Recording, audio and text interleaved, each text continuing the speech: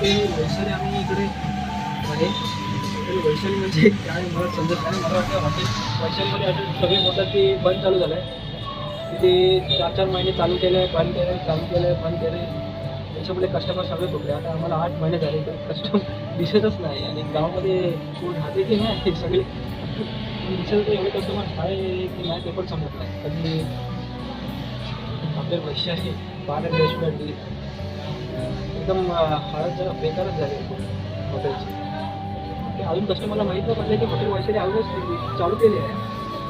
Delivery पण चालू झाली आहे, फूड डिलिव्हरी, जेवण पण भेटते. हे सगळे फक्त बघू शकतात, कोणी नाही वैशालीमध्ये.